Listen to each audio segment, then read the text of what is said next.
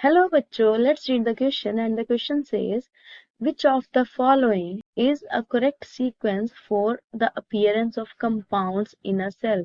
कि किसी एक सेल में compounds की जो composition है उसके लिए इनमें से कौन सा sequence जो है वो एकदम correct है। तो अगर हम इस क्वेश्चन की की कॉन्सेप्ट की बात करें, the key concept of this question would be biomolecules, क्योंकि जितने भी लिविंग कंपाउंड्स हैं हम उनको कलेक्टिवली क्या कहते हैं, बायोमोलिक्यूल्स। सो अगर हम एक एक करके ऑप्शन देखें, ऑप्शन ए सेज दैट पहले अमीनो एसिड से protein and then enzyme.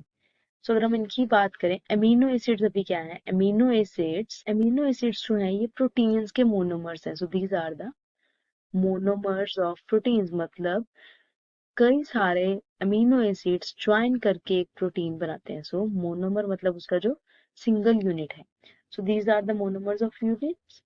So amino acid जो है वो फर्दर क्या बना रहा है, A.A refers to amino acid. ये फर्दर क्या बनाता है, ये एक प्रोटीन बनाता है ज्वाइन होकर। so, उसके बाद ये जो सीक्वेंस है अमीनो एसिड फॉर्म प्रोटीन, ये इसका ठीक हो गया। सो प्रोटीन्स फर्दर एंजाइम्स, यस, जब किसी एक प्रोटीन के साथ कोई एक प्रोस्थेटिक ग्रुप, कोई एक केमिकल ग्रुप लग जाता है साथ, प्रोस्थेटिक ग्रुप जब किसी एक प्रोटीन के साथ ज्वाइन हो जाता है तो वो प्रोटीन्स फर्दर एक एंजाइम बनाते हैं, they form an enzyme. So amino acid they further form proteins जब प्रोस्थेटिक ग्रुप के साथ अटैच हो जाते हैं वो बनाते हैं enzyme. So next is proteins leads to the formation of enzyme, ये भी हमारा करेक्ट सीक्वेंस है। So this option is are correct.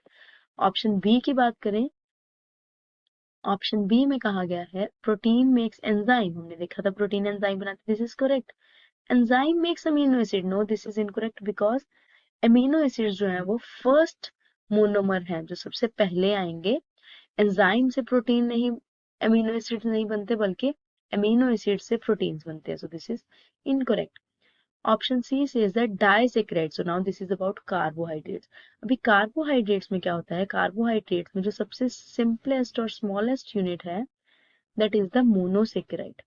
सबसे पहले मोनोसेकेराइड्स होते हैं। So monosaccharides further join करते हैं different monosaccharides, they join together and forms disaccharides. तो काफी सारे disaccharides when they join they lead to the formation of polysaccharides. So this is the correct sequence in case of carbohydrates. तो इसमें हमें पहले disaccharides दिया, नो, सबसे पहले क्या है, monosaccharide. So this is also incorrect. So then is option D says that monosaccharide lead to the formation of starch. Starch जो है ये हमारा एक polysaccharide है. This is a polysaccharide and then is sucrose. But जो sucrose ये हमारा जो है वो disaccharide है. तो हमने sequence क्या देखा था, मोनो पहले डाई बनाएगा फिर polysaccharide बनाएगा. So from here this is also incorrect option. तो हमारा correct option जो आ रहा है it is option A, that amino acids proteins बनाते हैं और proteins further enzymes बनाते हैं. So from here our correct option is option A. Amino acids form proteins, proteins form enzyme. हमने देखा था प्रोटीन्स के साथ जब प्रोस्थेटिक ग्रुप लग गया तो वो एक एंजाइम बनाते हैं. Hope you understood it well. Best of luck.